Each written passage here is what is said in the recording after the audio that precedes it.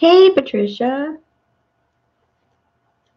A few people had asked me, whoops, how I did my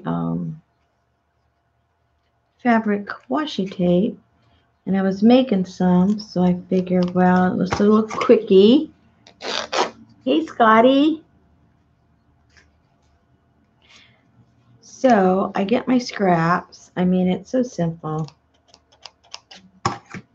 but I know we all need visuals. All right, so I have a bunch of scraps, and of course I have my salvage ends that I really enjoy working with, but you have to break it up a little bit. So I do put in a few pieces of my other scrap.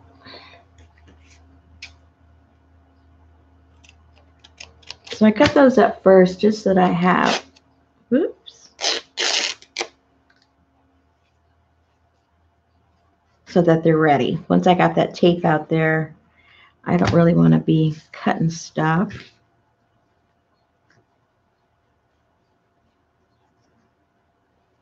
Hi, Cecilia. I got to rip some of these first, then I'll just show real quick.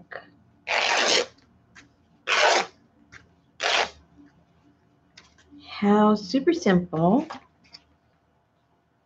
these are. I'm working on my African packs right now, my African fabrics. So I've got a few done. A few. But I thought, well, since I'm doing it, I might as well show you guys. All right, now first of all, okay, let's backtrack. Let's start from the beginning. Tape. Like I said, I looked on a lot of old videos because, you know, people have been doing this for a long time. It's nothing new. Everything just kind of, you know, has a resurgence of interest. We kind of recycle all the ideas. But the ones that I saw, most of the people were doing it with really, really thick double tape. You know, the kind of stuff that you would like maybe, you know, put carpets down and stuff like that. That stuff is very thick, very mushy, very, very, very. I mean, I had some of that in the garage and, you know, was looking at it. No, didn't work. So I went hunting for some thinner type of tape. And there's a lot of thin ones out in the market, but they cost a whole lot more than, you know, just the carpet tape. You can get the carpet tape like at home, you know, Home Depot and Lowe's and stuff like that. And it doesn't really cost that much. It might cost, you know, for a nice big roll. And there's not much, well, let me say it's a big roll, but because it's so puffy, as far as the feet are concerned, it's not, you know, a lot. And you can get that for like under maybe $5. This was a really thick roll. I can't remember how many feet were in it, but it was a lot. I mean, because I've made a whole bunch. And this cost $16. I got this on Amazon, but it makes your life so much easier if this is what you want to do. And I gave the name earlier. It's ATAC. And just look that up in Amazon. That's where I got mine. And like I said, I think it was like 16 something, so maybe $17, and it was free shipping. All right. So so that you can use, you know, I use these scissors because this cuts through anything. I would not use my fabric, you know, scissors. I'd use the scissors that you cut everything with. I have a couple of those kinds of pairs too, where, you know, I go outside and cut the leaves off for my eco printing, and, you know, I cut paper. I mean, I cut everything with these, and they're just $1. When they wear out, I throw them away. So those are my go-to type of scissors when I'm doing these kinds of things. Okay, so like I suggested, put a piece of some kind of fabric on the end, or something like wax paper. I tried the wax paper, and actually the wax paper does not completely come off. Some of it does, some of it doesn't. So that did not work for me. That was one of the suggestions, but it doesn't work. At least for me, it doesn't work. So the fact that I'm putting fabric on here anyway, what made sense was, hey, put a piece of fabric. So that's what I did. That way I can hold it and it's not getting all sticky on me and all that kind of crazy stuff. So you put a piece there. And just to keep it simple, I've been doing these in 12 inches because when this is big and rolled up, it's kind of cumbersome, and I didn't want a big old thing, stretched out over my work surface. So this just worked for me. Okay, so then what I would do is, here's a piece right here. I would just put it like approximately 12. It doesn't have to be exact. It's not a science. And put that there and just kind of burnish it down with your finger. No big deal. And then you come with your scissors and you just simply go down the middle.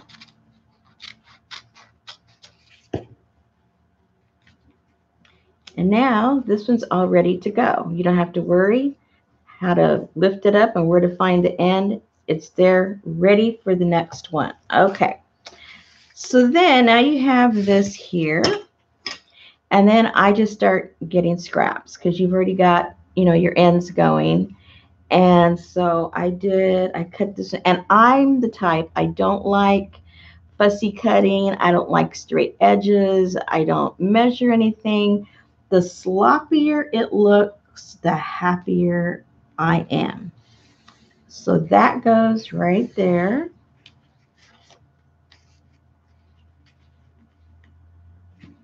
And this is a little big, so let's put it crosswise. I don't like to put them real thick lengthwise so I can get a variety of color.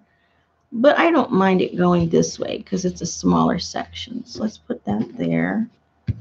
And notice I don't worry about cutting it. I put them all on. Then afterwards, I'm going to flip it over and cut them. So don't start trying to make them fit and cut it and get all frustrated. This is just fun stuff. Don't sweat it. Let's put this over here. Whoops. That right there. Okay, so let's start putting some of the salvage on there because that's the whole point for me anyway. I love the salvage pieces.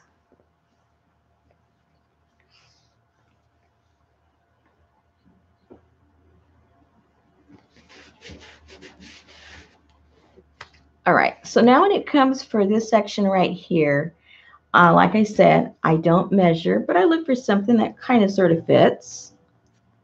Kind of, sort of.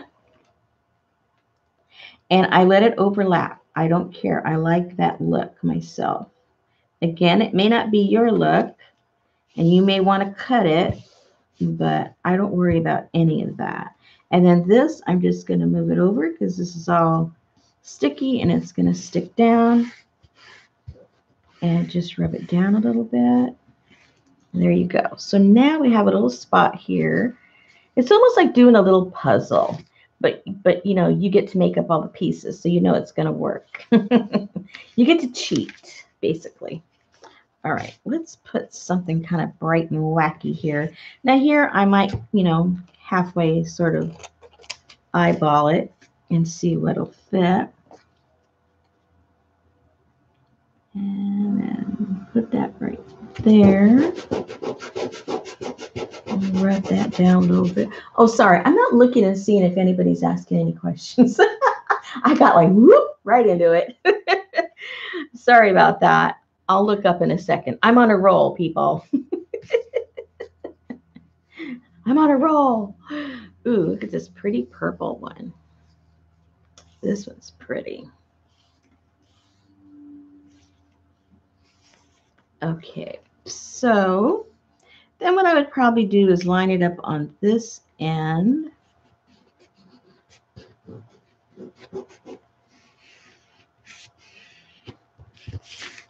And then here's a quick cut right there. Whoops. Rub that down. Now let's find something pretty. They're all pretty, but I just kind of like to balance it just for my own eye, you know, just for me. I know the average person just likes a lot, whoops, likes a lot of color. Now, see, that doesn't tear very good. I wonder why. Well, let's just cut it.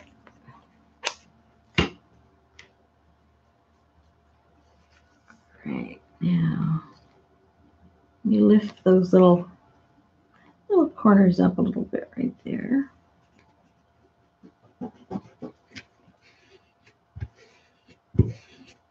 Okay, so then what I would do, cut that right there, rub that down. Again, I like all this. You may want to cut them. I like it. Rub everything down, and then you simply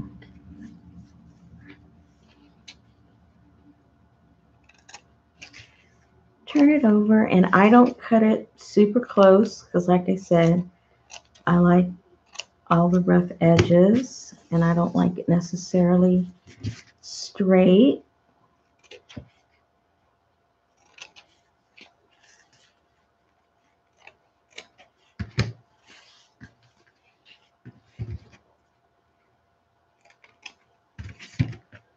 And actually, I save all these because, as you can see, sometimes there's little gaps that you need to fill in, and all these little pieces really work real well. Okay, so then I take anything, whatever you like to use for burnishing. You may actually have a burnishing tool. And just so you make sure that it's totally, you know, all the surface is stuck to that tape. And then what I do, because I sell these in my shop, I just fold it in half and I sell them in like 6-inch. And there you go. You're all set. And now you can cut strips of them. You can cut strips this way. You can get squares. You can make tabs. Like I suggested with a big piece like this, you could even put this on another solid piece of fabric or paper and make a pocket. All kinds of possibilities of what you can do with this. The other day I made a card. I got one of my, I don't have it anymore, I sent it off, but I got one of my eco-printed papers and made a card of it and then put some of this fabric along the edge. And it looked super cool. So, you know, whatever it is you want to do. And I actually, you know, pull more threads out just to make it a little messier. If you've ever seen my stuff up close and personal, it's all a mess. So, and that's that. It's real easy. You know, sometimes things, if you don't watch it actually being done, you know, it looks a little more convoluted than it actually is. And then when the mystery is gone, you go, oh, well, that's simple. And this is simple. So I would suggest you guys, you know, use that. Now, let me look up there. I saw somebody mention, okay, I saw someone mention that they got the carpet tape and that it worked great. I'm glad it worked great for you. It did not work great for me. It's too mushy. It's too thick. The one I got, the brand I got. And then when I tried to put it on a page, it's just floppy because it was the tape itself. I can't even explain it. It almost had like a sponge to it. The brand I got, I did not like it. So that's why I hunted for this really thin tape. Because if you go and you look at some of the carpet tape, it's actually pretty thick. So I'd be curious what the brand was. Oh, you said duct tape. I need to go check that out. It wasn't thick at all, Robin. It was thin like regular like score tape. I'll have to check it out. Um,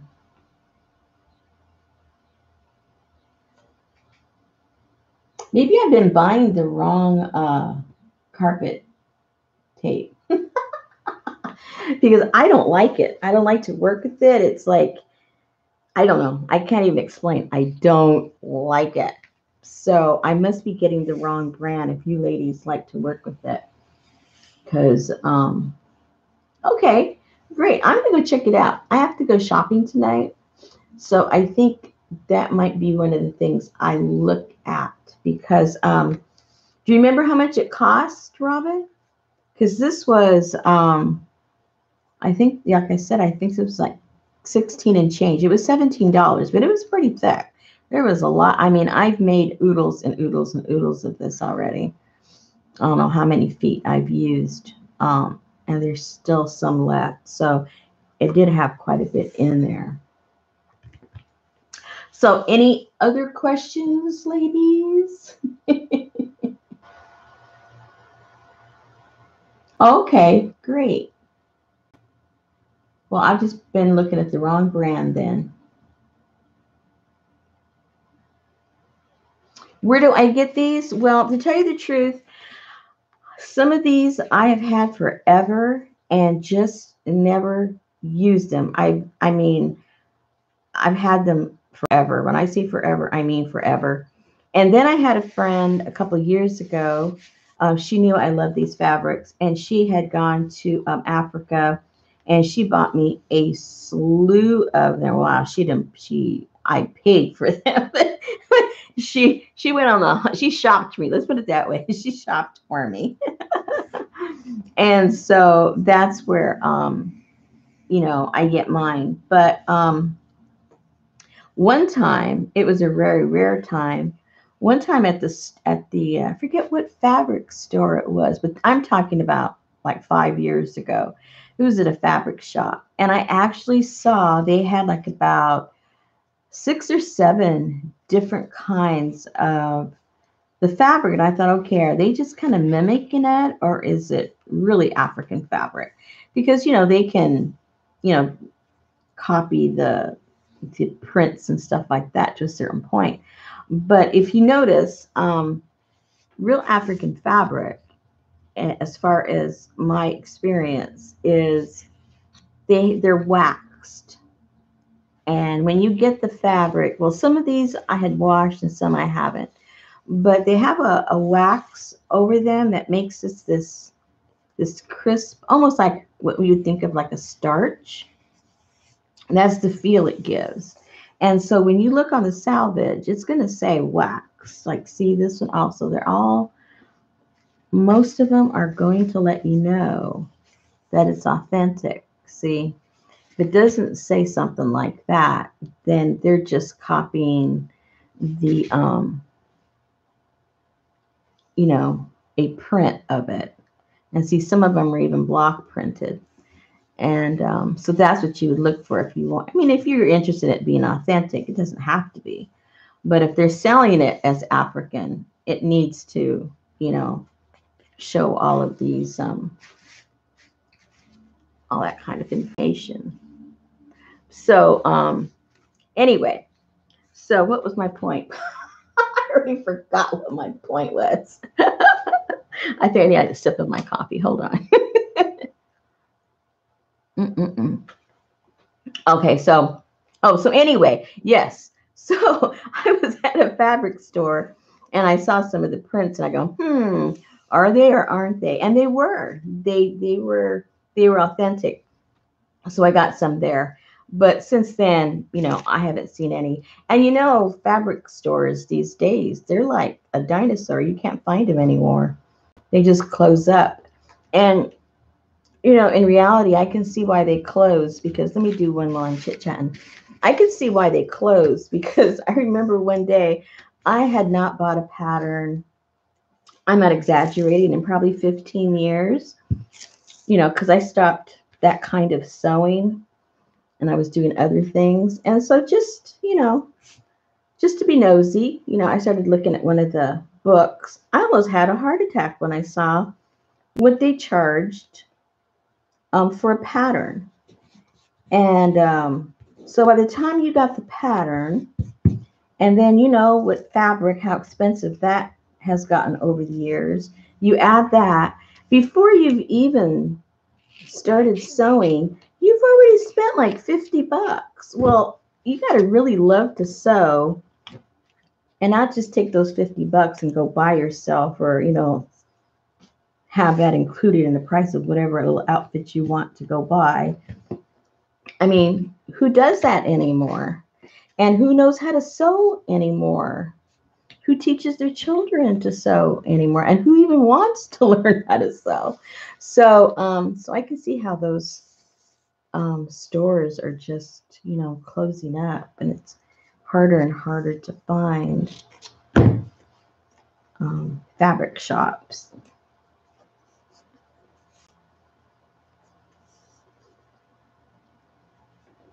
Yeah, we have a Joann's here. It just opened up. That Hancock, we had Hancock, and then you know Hancock closed all their doors, and that was like the only place you could really get fabric. And we thought, okay, well, where am I even going to get, you know, like thread? I mean, I'd never bought fabric there, but you know, I could get my stuff that I needed. And then shortly after that, Joann's opened there. So we at least have, you know, a place to get our thread. Hey,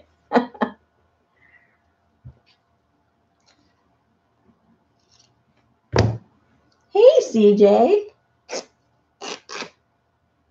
You know, I know you're the type, I think you do everything, don't you?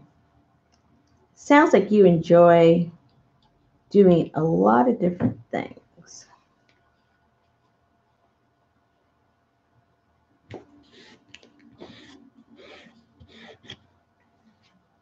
I think I need some purple here, or maybe some black.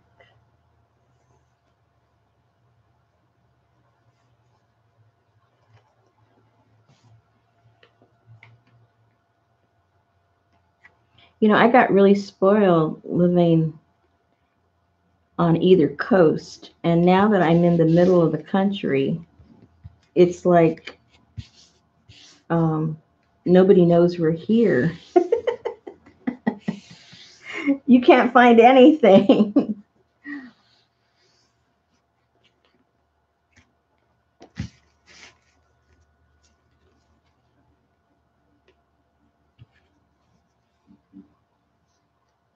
I used to live in California, so you know, whatever you wanted, it was around the corner, and there was five of them. You know, when it came to stores, there was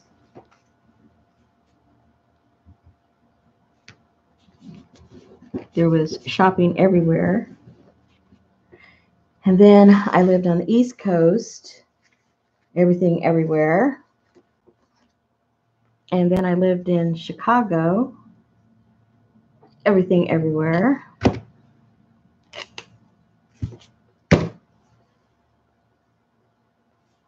So you really do get spoiled. Yeah, bookstores. It's hard to find everything.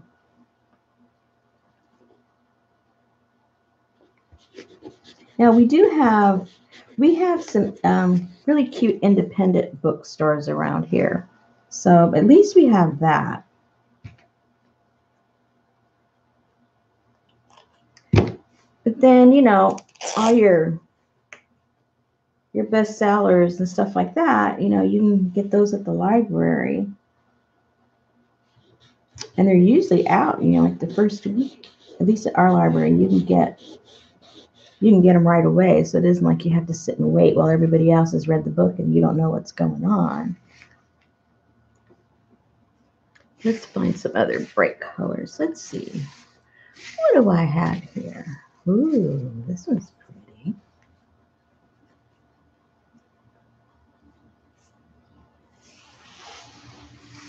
Oh yeah, those magazines. See, I'm so cheap. I think I don't think of myself as like a real cheap person, but I think the more I think about it, I am. Because all those cool magazines, I never buy them. I just go and I go look through them. And there might be like one thing that interests me, and so then I'll remember it, but I'm too cheap to actually buy the whole thing. Isn't that bad? I'm bad.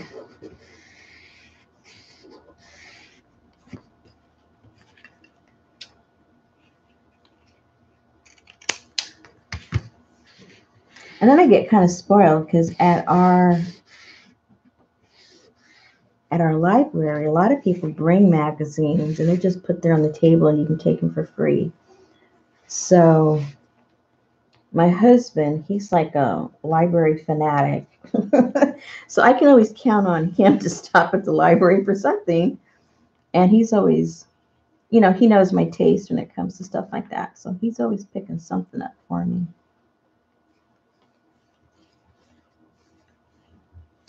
Oh, it's a little too thick. Let's find a thin one. Let's find a thin one. I might have to cut something. Let's just cut this.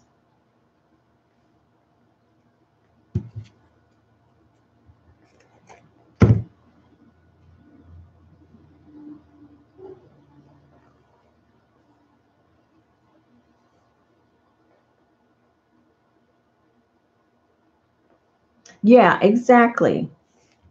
Why do I need to buy things that, really I wouldn't use? Because sometimes the art that they show on there may not be your cup of tea, and then other times it's exactly what you like doing. I think since I've been into this whole art thing, I think I've maybe bought a total of maybe 3 magazines, because one time it was like almost everything in there I liked, and I go, oh my goodness, I can't remember all this stuff. So I had to break down and actually buy it. I'm glad I did, but it was so funny. It's very rare that there's so much in it that I like it. Okay, now like I mentioned before, keep all your scraps because there might be little small places that you have to fill in later. And sometimes those itty bitty ones fit just right.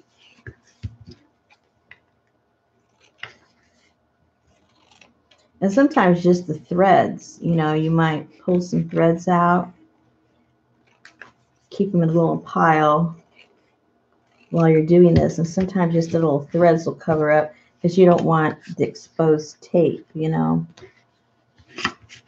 Especially if you put them in a journal, well, then pages are going to stick together. Everything isn't covered as the fabric.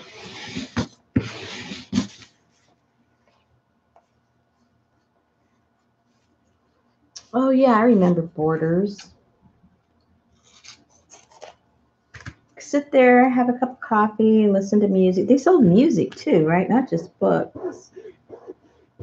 In the old days, when you could go buy a CD. It used to be the old days was buying an album. Now the old days is walking in and buying a CD. Things change so fast, don't they?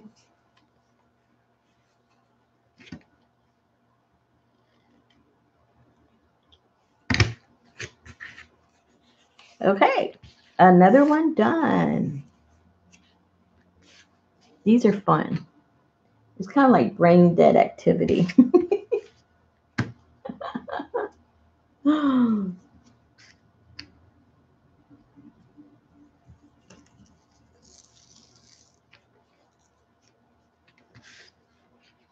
I have a bunch of old CDs. Well, when I say old, well, yeah, old.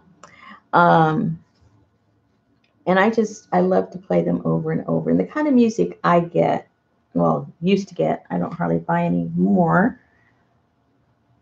But I think, like if you were to come over and look at all my CDs, you'd go like, who's that? That's the kind of stuff I have, kind of unconventional. I like stuff from around the world.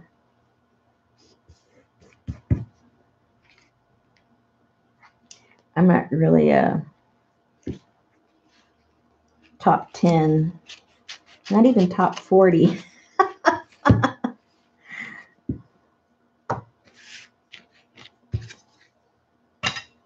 Okay, I like this one.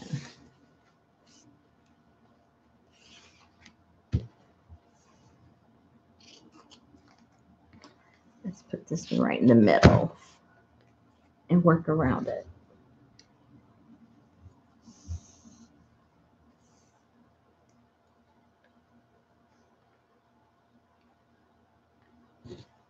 I think that's probably why people like Instagram and Pinterest so much. It's kind of taken the place of the magazine. You can get so much inspiration from there. And then, if you already know the basics, you can kind of figure how something was done. And then if you're new, well, then you've got YouTube and they explain things to you. And there's just so much information out there. Well, that's kind of thin. Didn't realize I was going that thin. That's okay. That'll give us room for different colors here. I like that. Let's just put this down here because I'm going to cut it in half anyway. So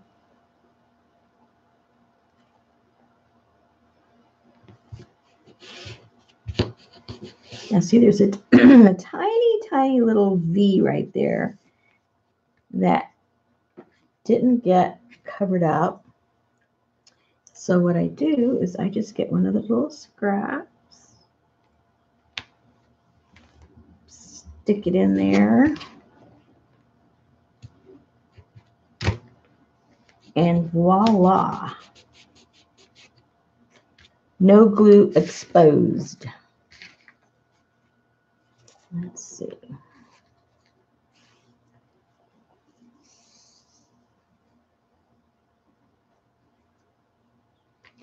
What's that, Scotty?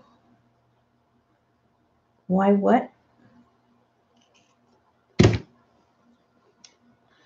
Why do those not look like 12 inches when they're finished? Because I cut them in half.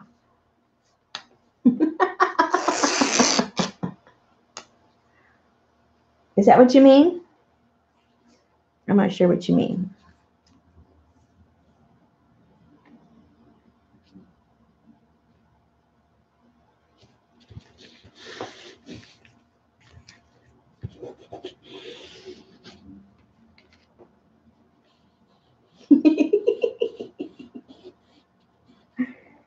Is that what you meant, Scotty?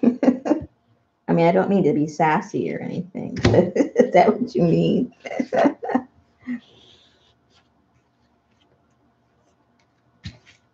All right, let's put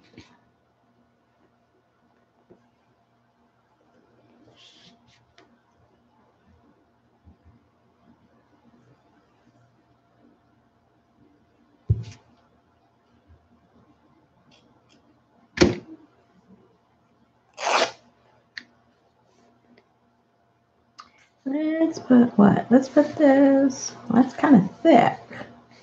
So we'll have to trim that one down later. That's okay. That's okay with me. And let's get some of this polka dotty stuff.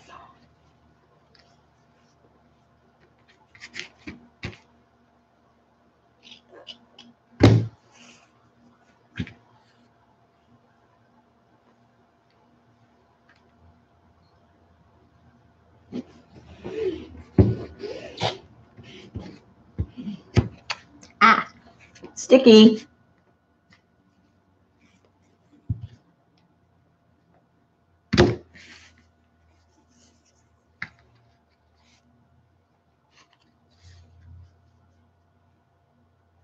Maybe, maybe not. Let's see if that covers it up. If not, we know how to cover it up. We have the technology. Oh, it worked. Yay. Okay, so now one of those small pieces, I kept saying, don't throw away, don't throw away. Let's see if we have one big enough right here. Oh, it looks like I've used almost all of them. Oh, here's one. See? Almost perfect. And now,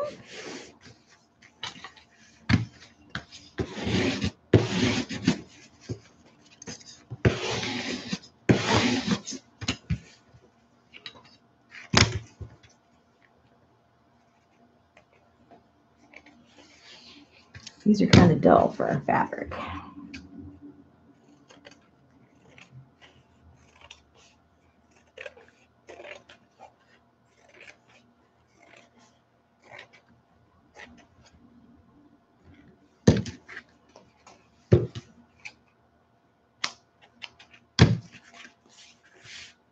Alrighty. Wait, I felt some sticky. Oops. See, there's a strip right there.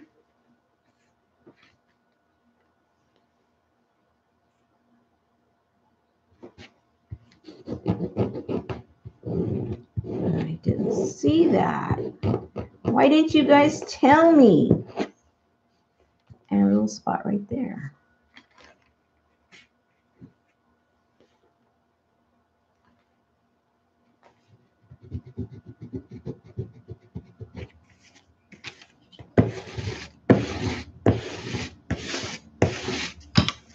Now, see, for those of you that thought I was being fanatical about keeping those small pieces, now you know why.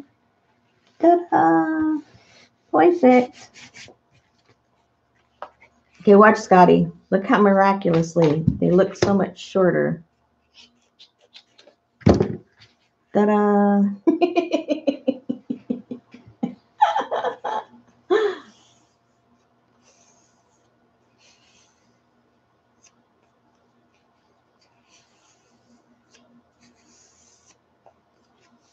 Okay, that's done. Okay, ladies, I think you know how it's done. And I got educated on carpet tape, Duck brand. I got to go check that out tonight. And I might save me a couple of bucks. If it costs the same, well, I'll stick with what I've got because at least I know I like it. I got to double check to see how many feet I got with it. It was a lot. A lot. Okay, so my next project that I want to work on that I've been thinking a lot about, and I don't know why, I've just kind of been kind of like, what's the word?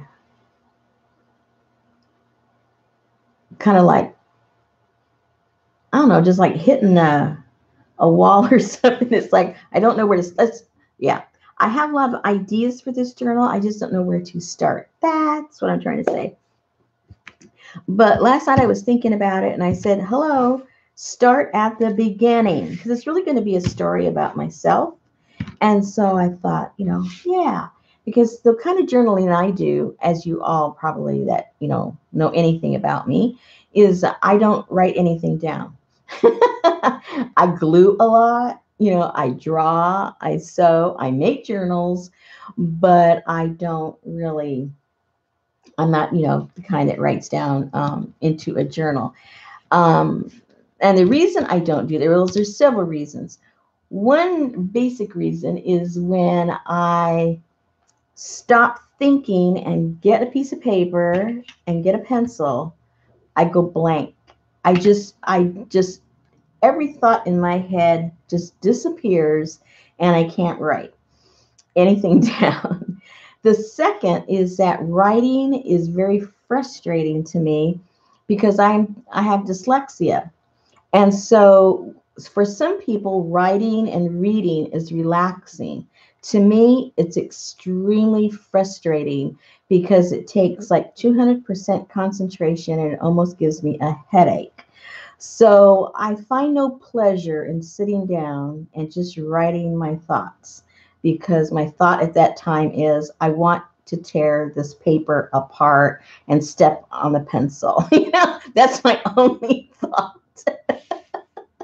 So I've never done a traditional journal, but the journal I want to do, and I've mentioned the title before, and the title of my journal is going to be When I Used to Be a Mexican.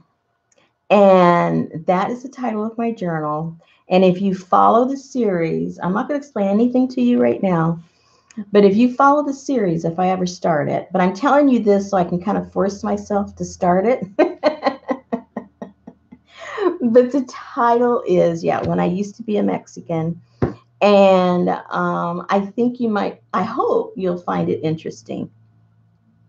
And maybe this will make me get my act together and start something in it.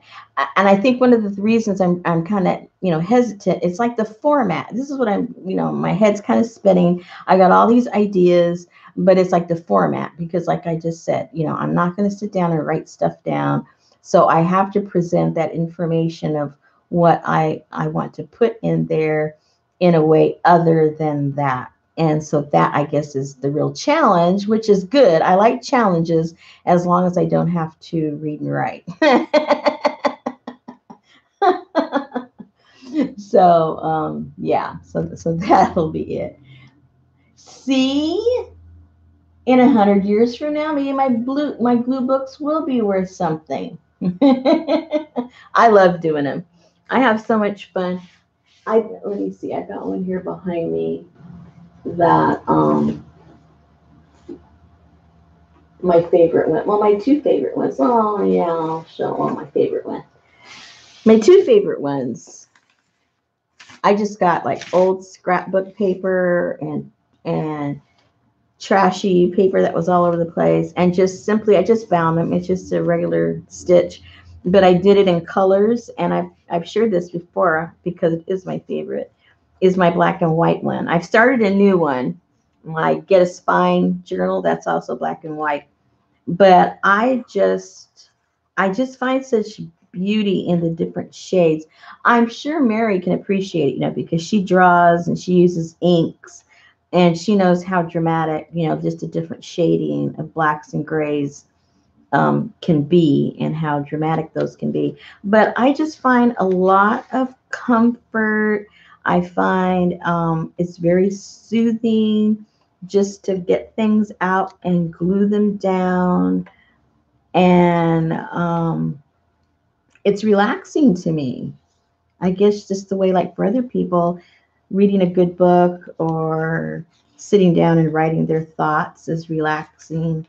That's what this does for me. So I really enjoy, um, sitting down and gluing.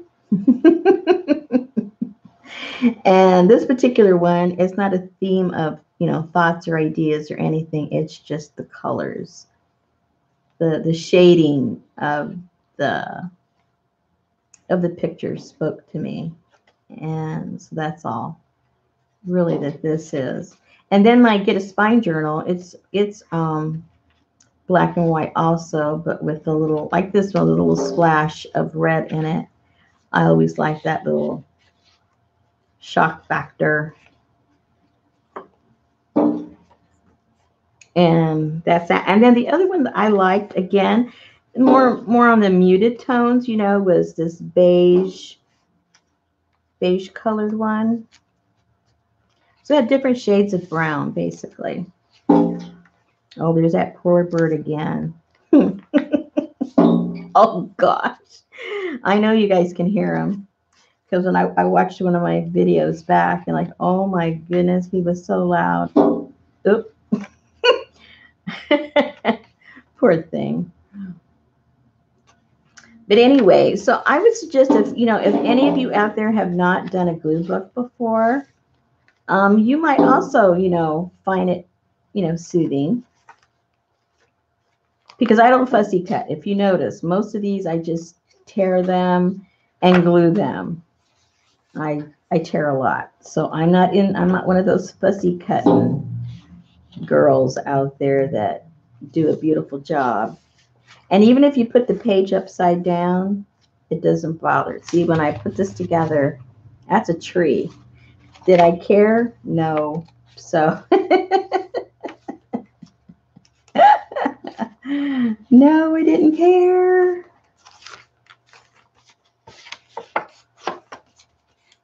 So if you've never done a glue book, try it. Probably have a bunch of scrapbook paper, or all the paper that comes in the mail. Just put them all together. It's all going to get covered up when you glue down on it anyway. It doesn't matter what it looks like, what it's made out of. Doesn't matter at all. And you'll have fun with it. You'll have fun. Okay, ladies, let me see. Oh, what is he doing? Scotty, this little guy, well, it's not, I don't know how many there are, but these are robins. And I guess about 5 years ago, every spring, the robins just crash into our windows. And I looked it up to figure out what they are doing. And they said the robins are extremely territorial during the mating season and right before mating. And for about 2 to 3 weeks, they're like on high alert. And any window or anything, they were saying, even like the mirrors on vehicles, anything where they can see a reflection of greenery, like a tree or a bush or anything, and then they go past it and they see the reflection of themselves, then they're in attack mode. So every day, I don't know how he's not dead. Every day he goes from window to window to window in my studio and over in my house, and basically flies into the window trying to attack himself. Poor thing. And I was doing some reading on it, and they said that hundreds of these birds die every year just from doing that, from banging into anything that they see the reflection in. So I've tried pulling down the shades. It doesn't matter because there's still reflection outside. He's not trying to get in the house. He's not seeing anything in the house. So that doesn't work. And a lot of people have told me various things. Well, I have like 22 windows, and I'm just one house. I can't save the bird population by stringing things on my 22 windows and scaring him, because I think he would still, when they're in that high alert mode, I don't think stringing strings outside of all my windows is going to really do anything, because he'll still see himself, because they're fearless at that point. They want to, get all the males out of the room so the females will only look at them. And then the total contrast is outside my kitchen window. There's these 2 doves. I don't know if it's the same ones, but every year 2 doves go and nest outside the tree of my kitchen window. They don't do any of this craziness. They just go up in the tree. She just sits there all nice and cute, and he goes and gets all these little twigs. And while she's sitting there, he builds a nest around her little butt. It's got to fit just right. So she sits there, and he comes, and he's all fussy, and it's all tailor-made just for her. And then once they get it to a certain shape and a certain height, then she goes off too, and she joins him and starts building, because now I guess the mold and the size is perfect, and now she can help him finish it off. So every year I get to watch the doves very calmly. And see, their relationship is very zen. you know. But these other birds, they're a little wacky doodle, you know. So even in the animal world, you know, you've got couples that are just chilled, and then you got couples that are nuts. So I just concentrate on the doves because they're so cute and very calming. I wake up in the morning, they're already cooing and making little sounds and going back and forth and all that kind of stuff. So,